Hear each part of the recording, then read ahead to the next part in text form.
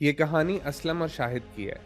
असलम और शाहिद दो दोस्त थे और आपस में पड़ोसी भी थे और बचपन से साथ ही पले बड़े। उनकी शादियां भी मोरलेस करीब करीब की डेट्स में हुई और दोनों ही जॉइंट फैमिली सिस्टम में रह रहे थे। तकरीबन अपनी शादी के 1 साल गुजरने के बाद शाहिद ने असलम से आकर कहा कि वो अलग हो रहा है और उस मोहल्ले से शिफ्ट हो रहा है। असलम ने कहा, लेकिन तुम अलग क्यों हो रहे हो? मैं तो बहुत खुश हूँ जॉइंट फैमिली सिस्टम में। तो शाहिद ने कहा, यार मेरे यहाँ बहुत सारे मसले हैं, तमाम खर्चा मुझे अकेले को उठाना पड़ता है।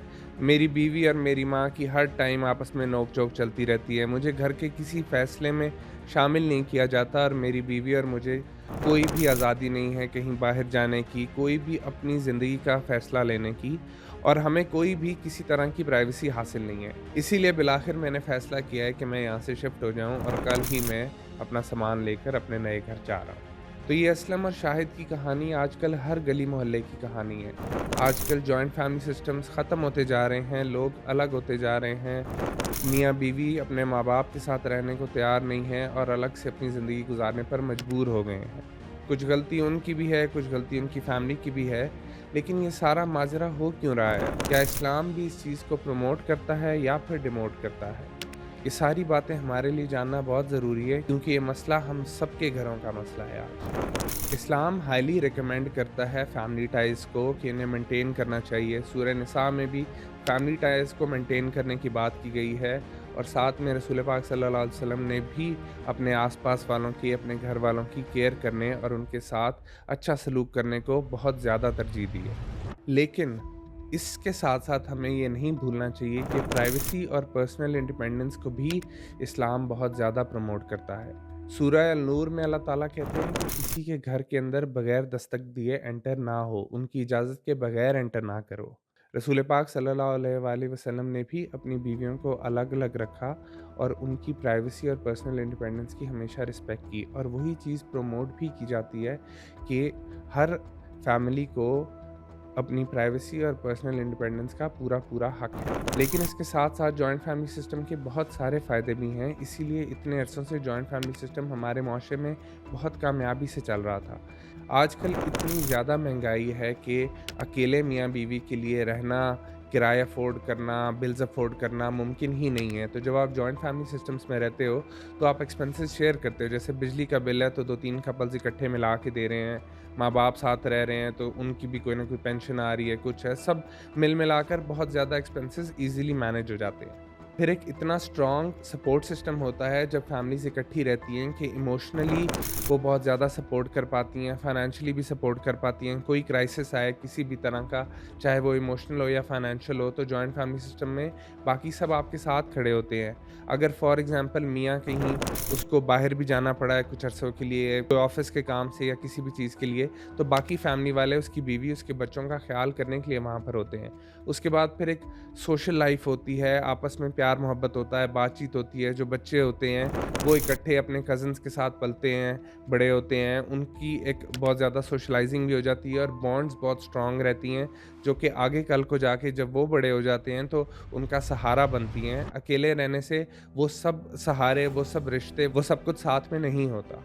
फिर अगर मियाँ-बीवी दोनों काम कर रहे हों, तो जो बच्चे हैं उनको उनके दादा-दादी आराम से पाल सकते हैं और मियाँ-बीवी बगैर किसी फ़िक्र के अपने ऑफ़िसेज़ में काम करने के लिए जा सकते हैं। ये डे केयर वाला जो सिस्टम है, जो कि वेस्ट में पहले आया था और अब यहाँ पर आहिस्ता-आहिस्ता आना शुरू हो गया, उसकी ज़रूरत ही नहीं पड़ती, क्योंकि दादा-दादी आराम से सँभाल सकते हैं। और अगर वो ना भी सँभाल पा रहे हों, तो घर में और लोग होंगे, लड़के की बहनें होंगी या लड़के के भाई होगा या उसकी भाभी होगी, वो लोग आगे बच्चों को सँभाल सकते हैं और सारे मामलात उनके लिए देख सकते हैं। उसके बाद फिर बुज़ुर्गों के साए में रहने से आपके बच्चे जो हैं वो इस्लामिक वैल्यूज़ सीख पाते हैं, पुराने वक़्तों की बातें सीख पाते हैं, अच्छी नसीहतें ले पाते हैं, उन्हें बड़ों का अदब करना आता है, ज़िंदगी में उनकी प्रिंसिपल्स, उनकी वैल्यूज़ ज़्यादा स्ट्रॉन्ग हो पाते हैं और वो सबके साथ उन्हें किस तरीके से रहना है, इस चीज़ की उनकी ट्रेनिंग हो पाती है। अकेले रहने से जब वो किसी भी पॉइंट में जाकर ज़िंदगी में ज़्यादा लोगों के साथ रहना शुरू करें, तो वहाँ पर एडजस्ट ही नहीं कर पा रहे होते। लेकिन जॉइंट फैमिली सिस्टम में रहकर उनकी ये सारी ट्रेनिंग्स हो गई होती हैं। और साथ में अगर किसी भी घर वाले का कोई मूड स्विंग है, कोई और मसला है, कोई बहुत कंजूस है, कोई बहुत लड़ाका है, कोई बहुत शरारती है, इन सारे मिज़ाजों से वो डील कर चुके होते हैं, तो उनकी अपनी पर्सनैलिटी बिल्डिंग बहुत अच्छी हो गई होती है और वो एक स्ट्रॉन्ग पर्सनैलिटी के मालिक बन पाते हैं। उसके बाद फिर ईदों पर या कोई भी और इवेंट्स हों, कोई सेलिब्रेशंस हों, शादियाँ हों, वो बहुत ज़्यादा लाइवली हो जाती हैं जब सारे इकट्ठे रहते होते हैं। तो घर के अंदर ही बहुत ज़्यादा रौनक मेला रहता है और बहुत खुशियाँ रहती हैं। अकेले-अकेले हर कोई अपनी खुशी नहीं मना पा रहा होता, क्योंकि खुशियाँ अकेले मनाई भी नहीं जा सकती होती। खुशियाँ आप हमेशा अपने प्यारों के साथ ही मना पाते हो और ज़्यादा एन्जॉय कर पाते हो। लेकिन ये सब कुछ पॉसिबल सिर्फ तब हो पाता है जब जॉइंट फैमिली सिस्टम को ठीक तरीके से चलाया जाए।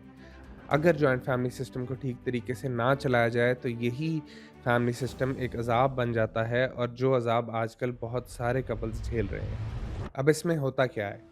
एक तो सबसे पहले पर्सनल स्पेस और इंडिपेंडेंस ख़त्म हो जाती है। कुछ फैमिलीज़ कपल्स को उनकी पर्सनल स्पेस बिल्कुल भी नहीं देती और ना ही इंडिपेंडेंस देती हैं। जो भी उनका एक पर्सनल मामला होता है वो हमेशा एक फैमिली मैटर बन जाता है। इस बात को समझना चाहिए कि बेशक एक कपल आपके साथ जॉइंट फैमिली सिस्टम में इकट्ठा रह रहा है, फिर भी उनकी पर्सनल लाइफ है, वो एक फैमिली लाइफ नहीं है। उनके पर्सनल मैटर्स को उनका पर्सनल मैटर ही रहने देना चाहिए। ये नहीं कि बच्चे का नाम भी सारी फैमिली मिल के रख रही है, बच्चे को स्कूल में भेजना है वो भी पूरी फैमिली डिसाइड करेगी, बच्चों की हर चीज़ वो डिसाइड कर रहे हैं, इवन मियाँ-बीवी की आपसी चीज़ें भी पूरी फैमिली मिलकर डिसाइड कर रही है कि नहीं, बीवी बाहर जाएगी, नहीं जाएगी, बीवी पढ़ाई आगे कर सकती है, नहीं कर सकती, बीवी नौकरी कर सकती है, नहीं कर सकती, मियाँ ये कर सकता है, वो नहीं कर सकता। तो ये सारे उनके पर्सनल मसले हैं, उनको आपस में ही डिसाइड करने देना चाहिए। उसके बाद फिर सास-बहू के झगड़े इतने ज़्यादा हो जाते हैं जॉइंट फैमिली सिस्टम में कि हर वक़्त लड़ाई झगड़ा, अज़ाब मचा रहता है घर में। मियाँ बेचारा बाहर से काम-काज करके जब शाम को घर आता है, और घर हमेशा उसके लिए एक सुकून की जगह होती है। वो पहुँचता है तो एक तरफ उसकी बीवी रुसी बैठी है, एक तरफ उसकी माँ नाराज़ है, तो वो उन दोनों के दरमियान सैंडविच बन जाता है। तो उसकी शाम से रात इसी मसले को सुलझाते हुए गुज़र जाती है और फिर वो सो जाता है। तो जब भी कोई छोटा-सा भी मैटर आता है, जब वो फैमिली मैटर बन जाता है और बहुत सारे ओपिनियंस आ जाते हैं, तो माँ का ओपिनियन और बीवी का ओपिनियन आपस में कन्फ्लिक्ट करना शुरू हो जाता है और वहाँ पर लड़ाई हो जाती है।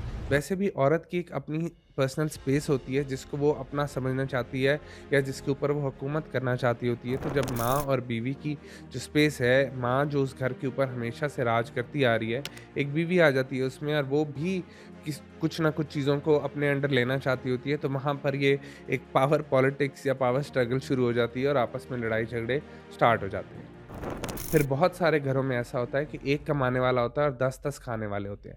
तो जब इस तरह के मामलात होते हैं तो एक कपल के ऊपर या एक आदमी के ऊपर इतना ज़्यादा बोझ पड़ जाता है कि वो उसी बोझ तले दबता जाता है आहिस्ता-आहिस्ता, और वो अपनी पर्सनल लाइफ़ या अपनी फैमिली लाइफ़ सही से एन्जॉय नहीं कर पा रहा होता। वो सिर्फ़ ज़िम्मेदारियों के बोझ तले ही दब जाता है। जबकि बाकी सारे घरवाले जो होते हैं वो आराम से बैठ के सुकून करते हैं। ना छोटा भाई कमा रहा है, ना घर में कोई और कमा रहा है, और एक ही भाई है जिसके ऊपर सबकी ज़िम्मेदारी आई हुई है, और वो अपनी पूरी जवानी इसी सारे बोझ तले ज़ाया कर देता है।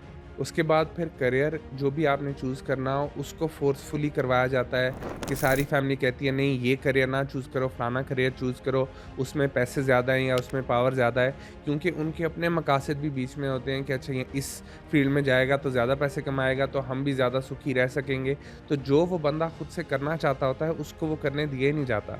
फिर शादी वाले मामलात में भी इसी तरह से उसे फ़ोर्स किया जाता है कि नहीं, इससे नहीं, उससे शादी करो, ऐसे नहीं वैसे करो। तो वो जॉइंट फैमिली सिस्टम उसकी अपनी पर्सनल लाइफ़ को बिल्कुल ख़त्म ही कर देता है। वो सिर्फ़ एक कठपुतली की तरह से चलता जा रहा है जो कि बाकी फैमिली की ख्वाहिशात को पूरी करने के लिए अपने आप को कुर्बान कर देता है। फिर बहुत ज़्यादा मेंटल स्ट्रेस हो जाता है इन सारी वजूहात की वजह से, कपल्स के ऊपर भी और लड़के के ऊपर भी और लड़के के माँ-बाप के ऊपर भी। क्योंकि हर टाइम का झगड़ा, लड़ाई ना माँ-बाप झेल पा रहे होते हैं इतनी ज़्यादा एज में जाकर, और ना ही कपल जिनकी जवानी होती है जो खुशी से रहना चाह रहे होते हैं। जिसकी वजह से फिर या तो मियाँ-बीवी की आपसी तलाक हो जाती है, या बेटे की माँ-बाप से कोई झगड़ा हो जाता है, या सास-बहू के झगड़े चलते रहते हैं, या फिर लड़के का अपने भाई के साथ या अपनी बहनों के साथ या किसी न किसी के साथ झगड़ा लड़ाई चलता ही रहता है। तो इन सारे मसलों से बचने के लिए जॉइंट फैमिली सिस्टम को भी अगर चलाना है तो तरीके से चलाना चाहिए, वरना ये सबके लिए एक बहुत बड़ा मसला है। अब कुछ मिडल वेज़ भी हैं इस सारे मसले को ठीक करने के लिए। एक तो ये कि अगर आप चाहें तो आप सेपरेट पोर्शंस दे दें, अगर आप सेपरेट हाउसेज़ नहीं भी करना चाहते तो। क्योंकि सेपरेट पोर्शंस होंगे तो आपकी बीवी और आपकी माँ की भी अपनी-अपनी एक कह लें छोटी-सी रियासत होगी जिस पे वो आराम से हुकूमत कर सकते हैं, और जितनी देर वो आपस में मिलते हैं, इकट्ठे बैठते हैं, डाइनिंग टेबल पे इकट्ठे होते हैं या टीवी देखने के लिए रात को इकट्ठे हो रहे हैं, तो वो अच्छे से शुगल मेला करेंगे, गपशप लगाएँगे और उसके बाद अपनी-अपनी रियासतों में या अपने-अपने पोर्शन्स में वापस चले जाएँगे, तो ज़्यादा मसले-मसाइल नहीं होंगे। उसके बाद फिर फाइनेंशियल कंट्रीब्यूशंस को बहुत ज़्यादा क्लियर रखना चाहिए और इसके बारे में तकल्लुफ़ या फ़ॉर्मेलिटी में नहीं पड़ना चाहिए। क्लियरली बताना चाहिए कि मैं इतने कंट्रीब्यूट कर सकता हूँ ईज़िली, आप इतने कंट्रीब्यूट कर दो, फलाना इतने कर दे, जिसकी वजह से हमारा पूरे घर का सर्कल चलता रहे। मतलब घर को एक प्रॉपर कह लें एक कंपनी की तरह से चलना चाहिए जिसमें प्रॉपर अकाउंट्स हो कि हाँ जी, हमारे महीने का इतना एक्सपेंस है, इतना बंदा फलाना ईज़िली कंट्रीब्यूट कर सकता है, इतना फलाना कर सकता है। उससे किसी के ऊपर ज़्यादा बोझ भी नहीं आएगा और सब आराम से तरीके के साथ रह सकेंगे और ज़्यादा खुशी-खुशी रह पाएँगे क्योंकि उनके ऊपर बर्डन नहीं होगा। और इसमें ज़्यादा इज़्ज़त भी होगी सबकी कि सब अपना-अपना शेयर कंट्रीब्यूट कर रहे हैं और कोई भी किसी के भी सर के ऊपर नहीं बैठा हुआ या किसी का एहसान नहीं है किसी के ऊपर। फिर इस्लाम हर इंसान को अपना करियर, अपना स्पाउस चूज़ करने की पूरी आज़ादी देता है और वही आज़ादी फैमिलीज़ को भी देनी चाहिए कि आप पूरे तरीके से उन्हें आज़ाद करें कि वो अपने पर्सनल चॉइसेस, पर्सनल डिसीजंस आराम से खुद से ले पाएँ और उनके ऊपर किसी भी तरह का कोई प्रेशर ना हो। क्योंकि जब आप ये प्रेशर डालते हैं, तभी उनके लिए फैमिलीज़ एक बहुत बड़ा मसला बन जाती हैं। तभी फिर हम वेस्ट के अंदर भी देखते हैं कि 18 साल के लोग होते हैं, तो बच्चे साथ ही माँ-बाप से अलग हो जाते हैं, अलग फ्लैट ले लेते हैं। उसके बाद उन्होंने जो करियर चूज़ करना है, जो जिस किसी से भी शादी करनी है, जो भी अपने डिसीजंस लेने हैं, वो आराम से ले लेते हैं। तो अगर हमारे यहाँ जॉइंट फैमिली सिस्टम है, तो हमें उसको भी ऐसे ही चलाना चाहिए कि इकट्ठे ज़रूर रहें, लेकिन पर्सनल स्पेस और पर्सनल डिसीजंस लेने की पूरी-पूरी आज़ादी दें। फिर सबको अपने मिज़ाजों को थोड़ा कंट्रोल करना चाहिए। अगर किसी का गुस्से वाला मिज़ाज है तो उसको भी कंट्रोल करना चाहिए।